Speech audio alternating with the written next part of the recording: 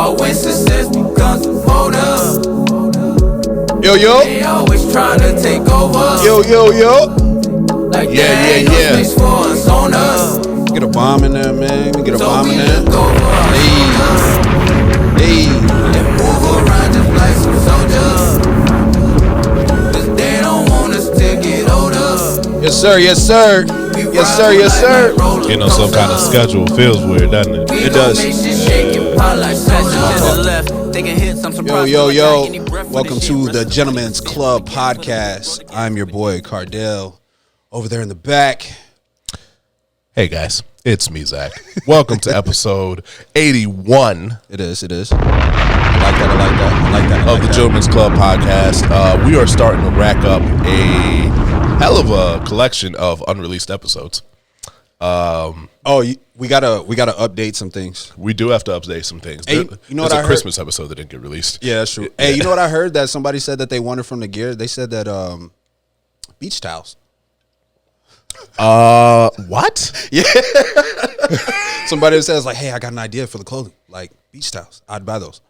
Okay. I was like, all right, I ain't mad at it. My supplier does not have beach towels available at the moment, but right. I will look into it. For sure. If it means a purchase, I will do it. And we definitely got to get ready for some summer gear and whatnot. Oh, no. I've already began that process. I am working on more of the summer gear, the tank tops. There's crop top hoodies. Oh, that really? we can do too. So I'm working on those designs. I think I want to kind of expand a little bit. So I have to get in touch with an artist that can, change some of these designs, because I do want to make sure that the gear is, not only geared towards the gentlemen that are members of the club, but also for the ladies. Yeah, all right. But no, for sure. That works. I want to take this chance to thank everybody for watching our content on YouTube. Please like, subscribe, and hit the follow button. Of course. To be updated on all of our content, which we upload videos sometimes. Currently on Tuesdays. We're back to one episode a week, guys. Right. It's just the way the life is rolling at the moment. But we do appreciate you guys for all the love and support again. It is crazy to me how quickly we dropped an episode and people got right back on it. Yeah, that's true. Actually, a lot of people hit me up. Yes. Wasn't expecting that. And I realized that when you compare it to other things, that's not necessarily important. But for people to reach out and be like, yo, glad you guys got back to it. This episode did this for me, whatever the case may be. That's love, and I genuinely appreciate that. 100%. 100%. People came out of the shadows that... I literally had somebody say that. They said, I know I'm like a shadow in a shadow, but I'm still watching. And I was like, all right. That's not creepy. Nah, it's love. It's love. It comes from a great place. Sure. Fair enough. Shout out to you. Yeah, how am I feeling? I'm feeling good, man. Okay. How's the weekend been? We got to do a recap. We do got to do a recap. So weekend has been wonderful. The kids did a little Easter egg hunt. If you're hearing this, no, it is not Easter yet, but that's just the way our schedules work. So the kids did an Easter egg hunt over the weekend. They had a blast. Okay. My son has got Play-Doh for the first time. Is he going crazy with it? It's a nightmare. Really? Yeah. That's crazy, man. I find like little micro balls of Play-Doh all over the house right now. As long as he's not eating it, though.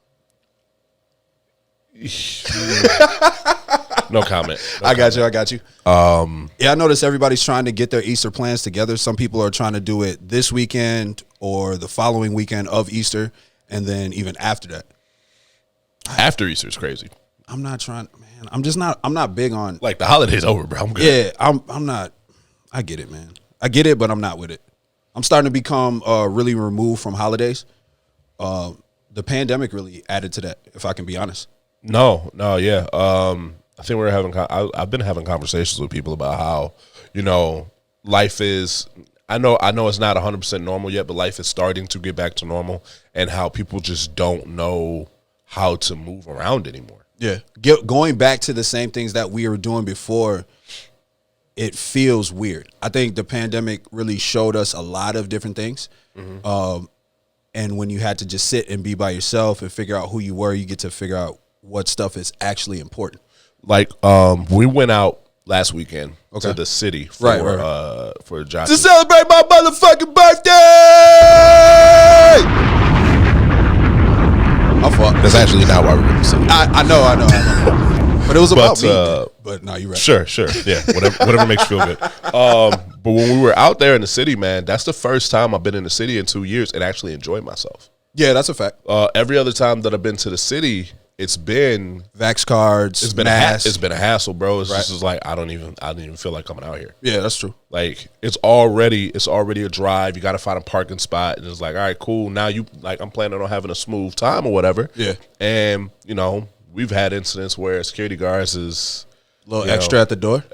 He been heavy in the gym. He been heavy in the gym. The door, yeah, inside. It's like, bro, I'm not even doing nothing. What are we like? What's going on? And I can only imagine just how everybody been cooped up. So when they do step outside, I'm sure that, man, that had to be a great case study to see how people started acting once they finally got back outside. For sure. And started doing the things. And I'm sure that people were really upset. It was like, man, y'all ain't got no home training. Like, what's up with y'all? But at the end of the day, that's what it looked like. Yeah, but people were cooped up in the house. And at the end of the day, when you sit motherfuckers in a room by themselves, they can turn into a psycho. No, for sure. Deadass. So like this past weekend, that was, and I know we didn't talk about this last week. That was the first time that I went to the city, and I was like, okay, yeah, no, it was great. I could come back out. It made me feel like I could probably, like I could actually live out here. I see why people actually come out. Beforehand, I was never about that. Oh no, I'm not going that far. I'm just saying I can go out and enjoy myself. I got you, and just come back. Yeah, you just keep it light. Yeah, keep it light. Fair enough. How you been though? What's moving on the needle? Man, it's been a lot. I've been to a few shows. Hey, you do you keep up with JoJo, the singer? Occasionally. Yo, I don't know if you know, but on the album side, she released, I think it's 2 really good projects. It was during the pandemic and then after. I'm aware. Yo, those are some fire projects. Yeah. And went to go see her in the city. She puts on an amazing show. She had a great show. JoJo grew up. Oh, bruh. Hey, look. Hey, be clear. It don't look nothing like it used to. I'm gonna tell you that. There's Miss Thickums out there, but nah, she put on a really good show, so that was enjoyable. Also, shout out to OG Entertainment. They opened up for Jazzy Jeff and Rakim. Shout out to the homie LC, my boy Nico. That was a really good show. I was gonna ask you how that went. Yeah, it was really good. Because it's like Rakim and Jazzy Jeff, all the old heads in there. For sure. So, but it was nothing but like the pure hip hop. So if you like a backpacker or you just love like the boom bap sound 1,000%, like all the old heads was in there, and you were gonna enjoy. I was sitting up at the top just looking down and watching everybody, and it was great people watching. You got a chance to just like see the old school guys, the old drug dealers, like it's just funny to see they get allegedly in there. Yeah, my fault. Allegedly, I fought, man. But you get in there, you get to see them just interact. It's, hey, what's up, man? Like, the old school shit that we kind of make fun of today, but it was live and present and full in the spot. Nuts. But the homies, everybody's uncle was in the spot. That's exactly what it is. But the homies put on a great show, man. So shout out to them. They did their thing with that. What we talking about today, man? I know we ain't really got many topics, like, because there ain't really anything that's. Hey, for those that do not like long episodes of the Gentleman's Club podcast, don't you worry. This will not be a long episode. For those that love long episodes of the Gentleman's Club podcast, go watch last week's episode. Yeah. I didn't realize that we went for an hour on that. Yeah, and we were just going. Yeah. All right, fuck it. You want to touch on? You say you didn't want to talk about the Will Smith. I don't want to talk about it long. Okay, cool. I just don't want to talk about it long because I'm tapped out. Yeah, it's been burnt to the ground, but it's there, and we kind of got to talk about it. No, we don't. All right. Well, anyway, Will got banned for 10 years from the Oscars. Dun dun dun. I don't think that matters. I don't know why that's news or why it's important. Will Smith would be just fine. You only get somebody every 10 years anyway, so very true. Very, very true. There was another topic, right? And I'm gonna kind of stumble through this because I waited till last minute to kind of do this case study. But we were talking about we were covering Derek Jackson and why men. His return to the space, man. I'll let him get away with that. I don't know. But he had why men always come back, and I was like, no, I want to fight that because that's not the case. Yeah. But then I started thinking about it. You spun the block a few times? I spun the block a few times, and I talked to a few women about it. One conversation specifically, it just let me know that, no, that's actually right. Men actually might come back a lot. So, and if you have thoughts, please share before I get into some of the conversation that we had. I can only think of one woman in my history Okay. that I did not spin the block on. Really? and that was the thing. Once I took it out of myself, I was speaking to myself in the moment of where I'm at now. Like once I'm done with a situation, most of the times I don't come back to it. At least not the same way that I used to. It might be a different variation of it. But as I started to think about it, it's like, damn. Oh, wait, then my number's a little higher than 1. Okay. I feel better about myself then. Yeah. Like, all right. It's not much higher. It depends on how you talk about it. If you talk about it in a real situation, you were in a relationship, you want that relationship back, that's a different kind of thing. I feel like that happens a lot more often than not. But why you got to want it back to spin the block? Exactly. And that's when I started getting into it, and I had to start holding myself accountable. That's the problem with spinning the block. Yeah, because you want to go back to whatever comfortability that you had with that person. Maybe the sexual chemistry was amazing. Maybe you can actually just sit and talk with that person, and that works. But you don't actually want to continue anything that you had beforehand. So you're going back for the convenience of it. I'm here for the thrills. Yeah, one of those. I'm only here for the thrills. One of those. But I was talking with a female friend of mine, and I was just asking her about that situation. I'm going to try to like skim through some of this and try to summarize some of the things that she was talking about. But she says that she used to play a toxic role. And I was like, well, what do you mean by role? And she was like, if she felt like the situation was coming to an end or it was drying up, she would put a little extra sauce on it, making lunches, doing the extra things. She told me some deep level shit. But hold on. This was diabolical. But no, this is deep level toxic, right? She was like, okay, so here's another thing, right? She said she's an observant person. So she would pay attention to the little details to make it seem like she was even more invested.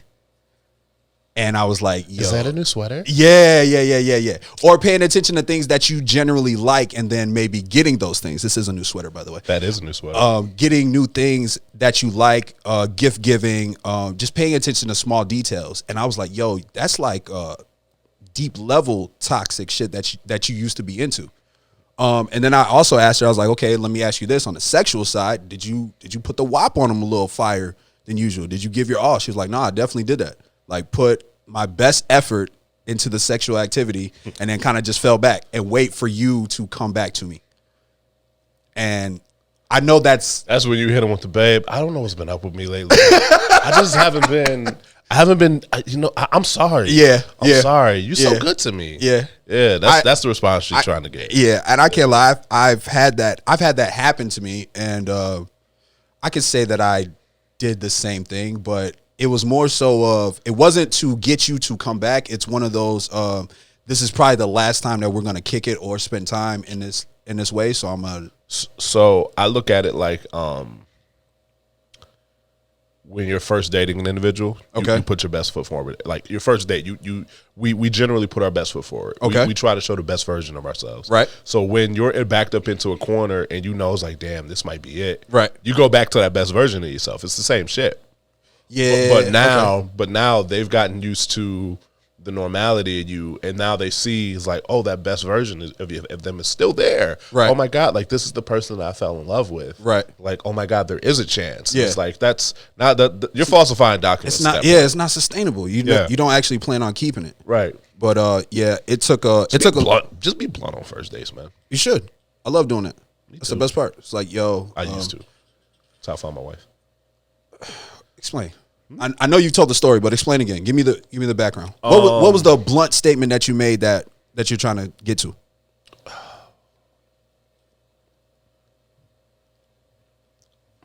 Take your time. No rush. Not to see.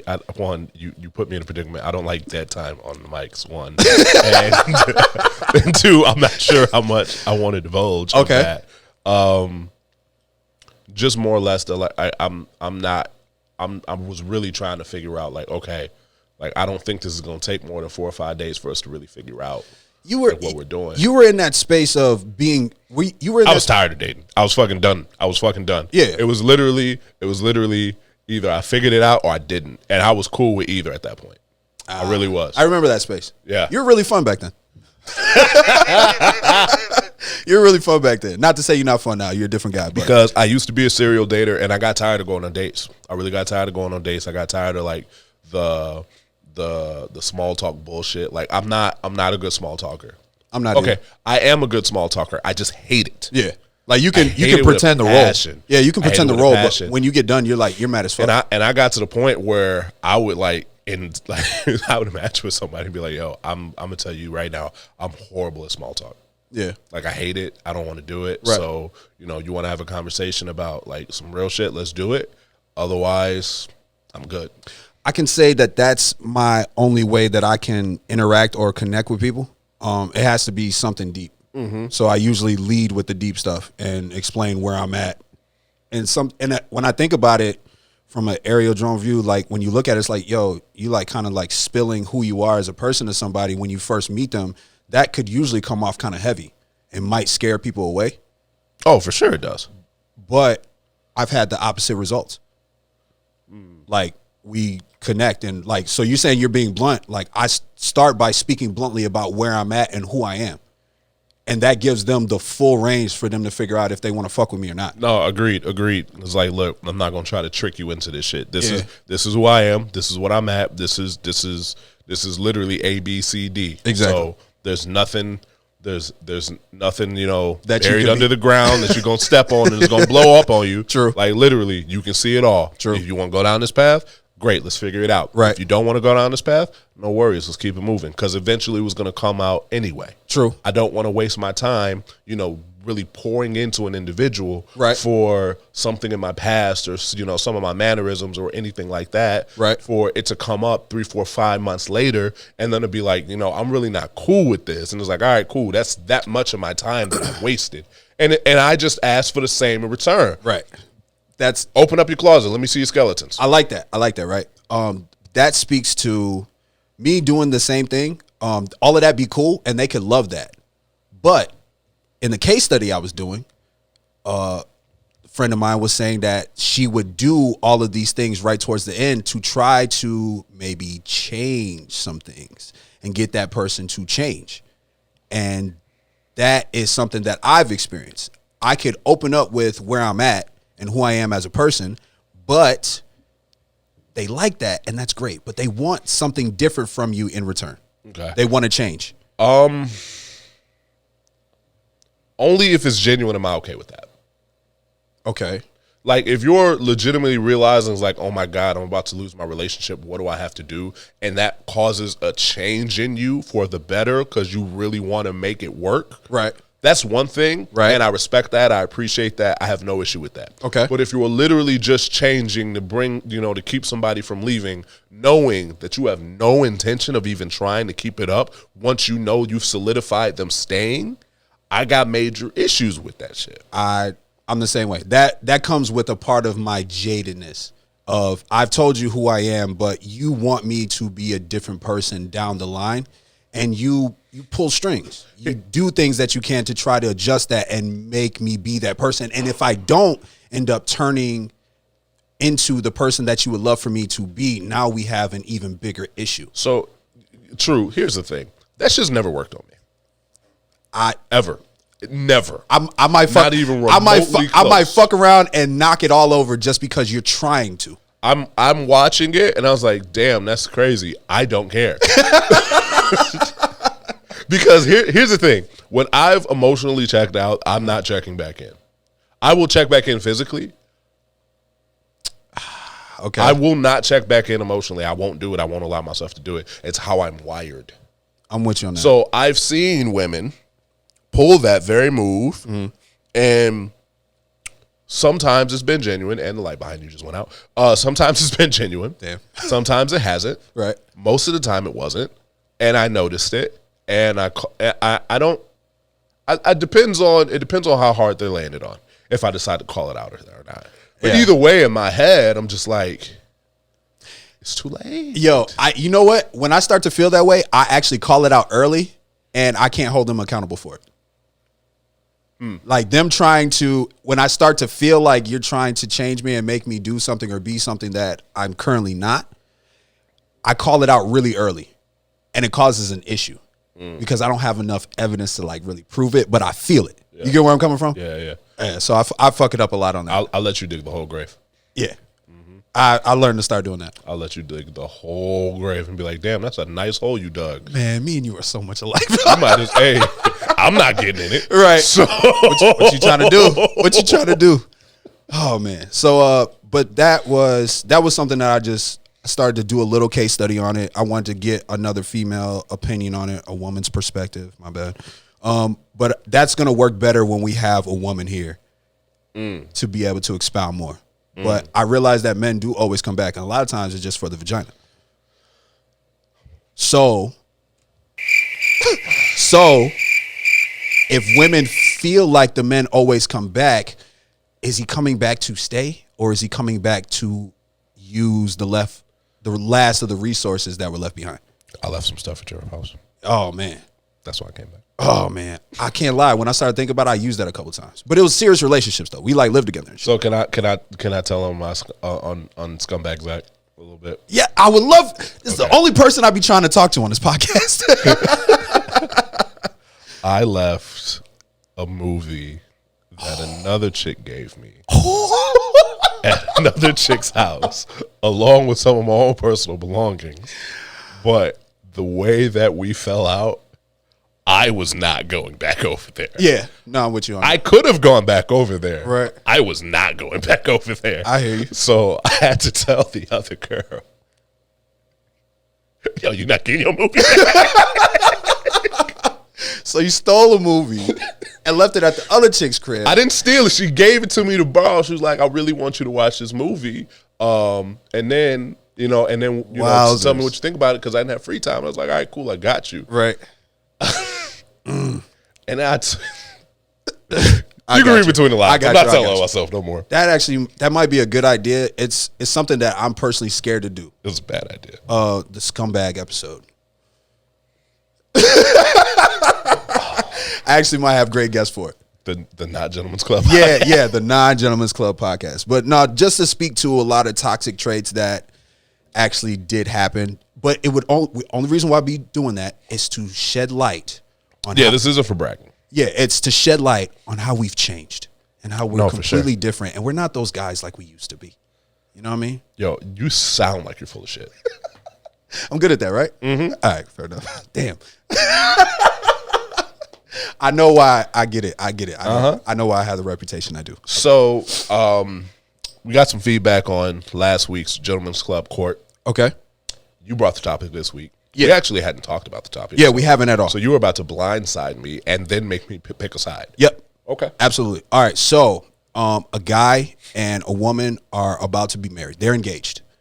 The gentleman has a daughter, right? Okay. The fiance takes the daughter to get an abortion without the father's knowledge. He later finds out and calls off the entire wedding. Okay. Where you at? I need one piece of information before I pick a side. Okay. How old is the daughter? 14, 15. Okay, I have a side. Where you at? I am on the father's side. Really? Yes. Why? That is my child. Okay. She is still a minor. Okay. I understand that we have agreed to step into that realm together as husband and wife. Okay. But at the end of the day, even if we do agree to become husband and wife, that's still my daughter. Okay. That's not your blood and flesh. That's mine. I got you. Doing something like that behind my back, that's, in my opinion, that's shady. Okay. I'm not saying that I ultimately wouldn't have come to the same conclusion as far as let's go get this abortion because I don't want my 14-year-old daughter to have a baby yet. Right. But the fact that you would go and do that without consulting me about it or bringing me in or having, like, you've left me out of the loop out of my little girl's, something major in her life that, let's be honest, abortion in general can have some psychological effects to a woman down the road. Regardless of if she actually needed to get it or not. I'm not here to try to police a woman's body. That's not the part that I'm here about. But as a parent and that being a minor, I need to know about this shit. I wasn't prepared for you to be this prepared for this topic. I still got pushback for you. But I wasn't prepared for you to go this deep with it. But no, okay, I'm with you on that. But okay, let's put it in a woman's perspective. What if think about it this way: the daughter is completely terrified of letting the father know about the situation in general. She decides that she doesn't want to keep it. And what about the woman's perspective of this is about to be the new stepmom? And she went to the stepmom. I respect my daughter being terrified. I do. But hold on. It's my beef. Okay. Let me get my shit off. She goes to the soon-to-be stepmom, obviously is feeling like the only person that she could actually go to. That speaks some volumes, because why wouldn't you go to your father? I realize it's a woman thing. Why wouldn't you go to the mother? We don't know where the mother is. We don't have context. Okay. But she obviously went to the stepmom feeling like she was the only person she could trust in that situation. Now, if you think about it from a wedding perspective, I'm about to marry this woman. My daughter has something very big, and she chose to go to you for it. And you stepped in like most mothers would in that situation. Sure.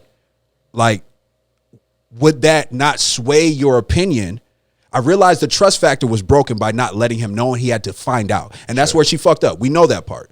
But I'm about to marry you. I'm about to become this girl's mother in a sense. And she came to me with probably one of the biggest things another woman can go to another woman about. And I trusted you to do so. Okay. I would, as a father, I would be looking at that situation and be like, well, shit, props to me, because shit, if my daughter went to her, she's got to be a good woman. You get what I'm saying? The trust factor between the daughter and the soon-to-be stepmom was just solidified on a level that most people can't understand. Sure. So I do understand that as far as the bond between my daughter and, my soon-to-be wife. Right. I guess you are right. One of the first questions I'm going to ask to my daughter is, why didn't you think you could trust me with this? That's something that you have to look in the mirror about also after you get done having the conversation. Sure. And because we're not using names in an exact situation, I'm just putting myself in the situation. No, of course. I got you.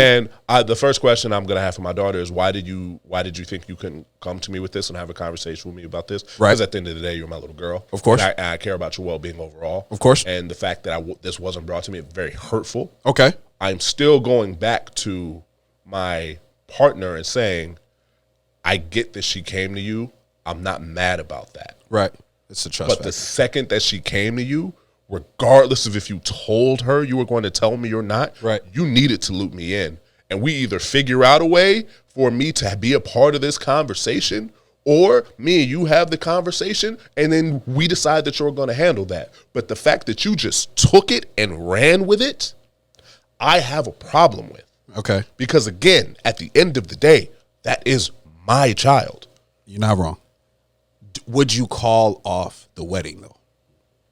I would consider it. Considering it is a different thing than calling it off. No, considering is the first step to calling. Okay, I'm with you on that. But you don't, yeah, I'm trying to think of like the conversation that would had to go down afterwards.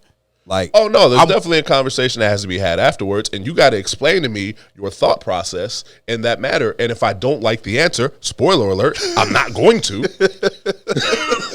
We got a problem, right? Okay, fair enough. Yeah, you came in differently on that one than I thought. Again, I'm not here trying to police a woman's body. The only reason why I defended what I defended is because of the age. This is a 14-year-old girl. This is an 18-year-old girl. This is a 19-year-old girl. If that's the case, right, then you know what? That's fine. That I don't get a say in that matter. Right. But this is a minor and my daughter.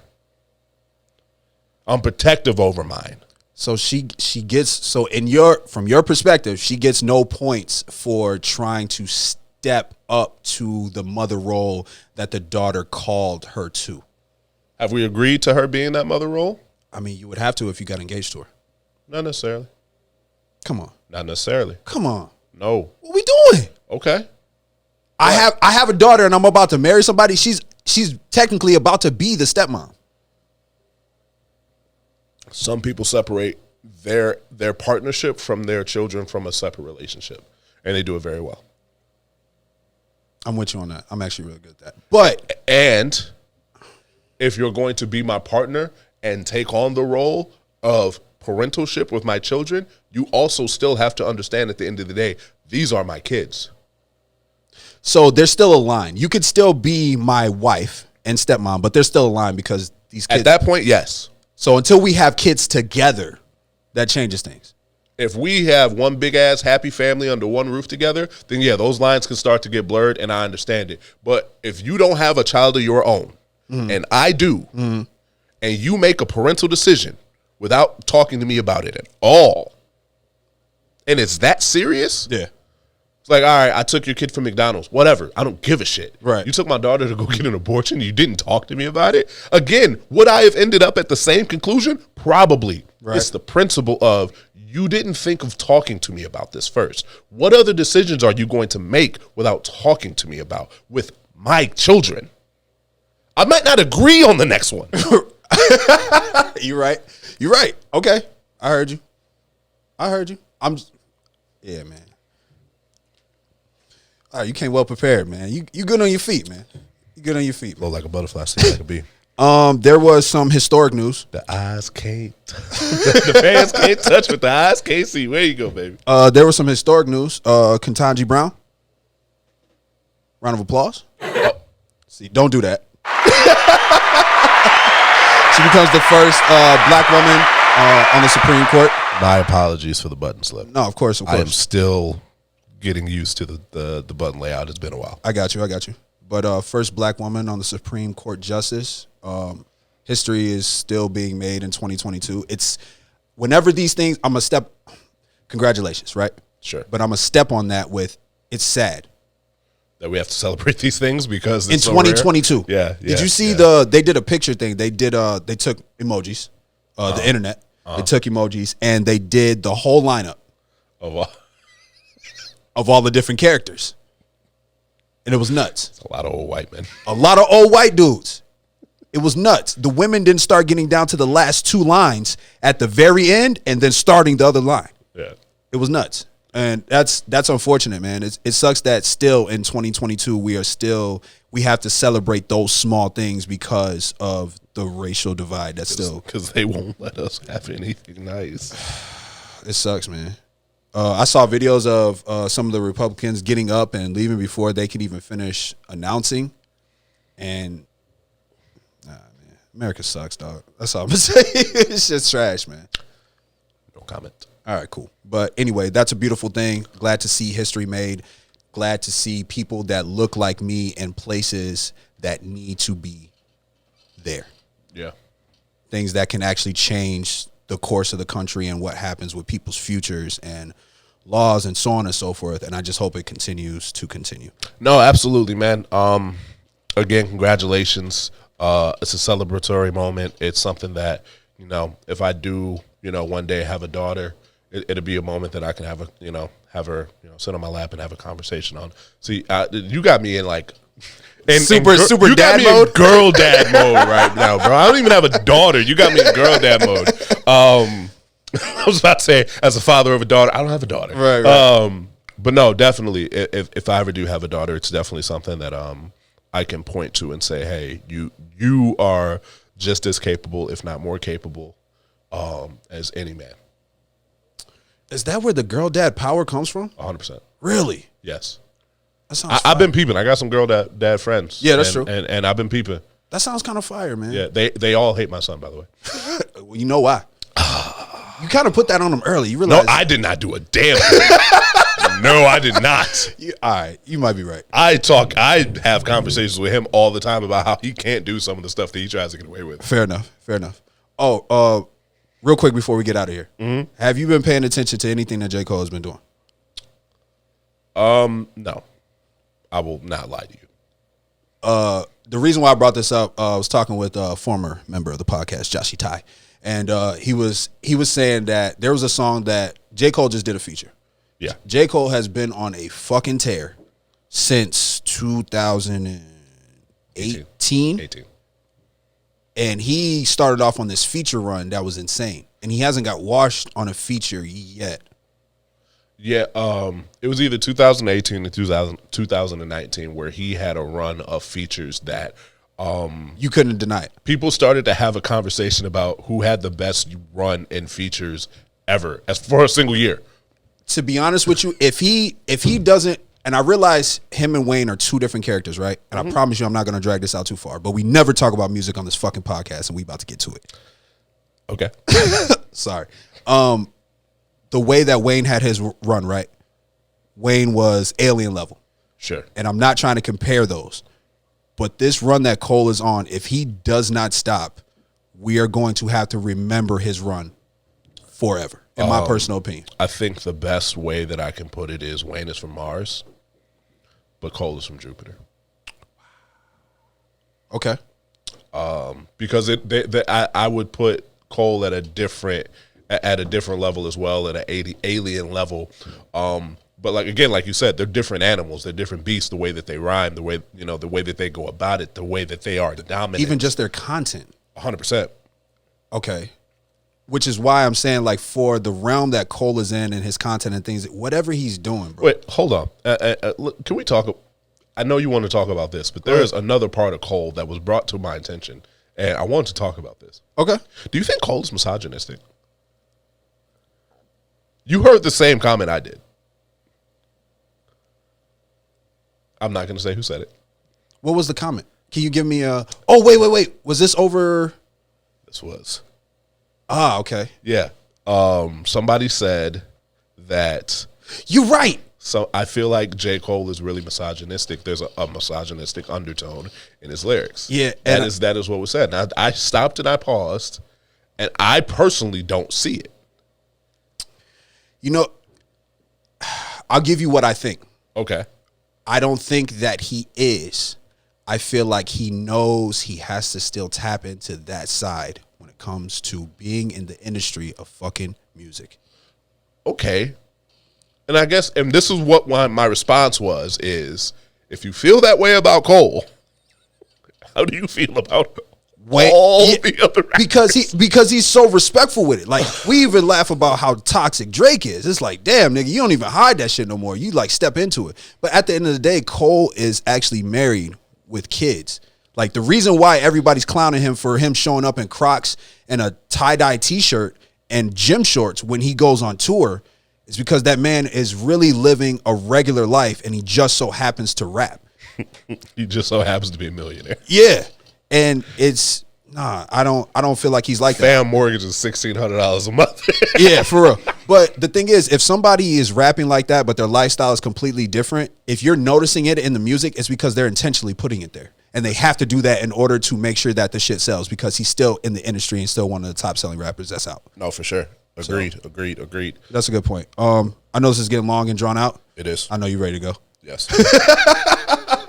Yo, this has been another episode of the Gentlemen's Club podcast. We shall return back to you guys shortly. Thank you, guys. Okay, bye. We're going to come back to that music talk, man. Of course. We shall return. He not. Ever. Oh, man.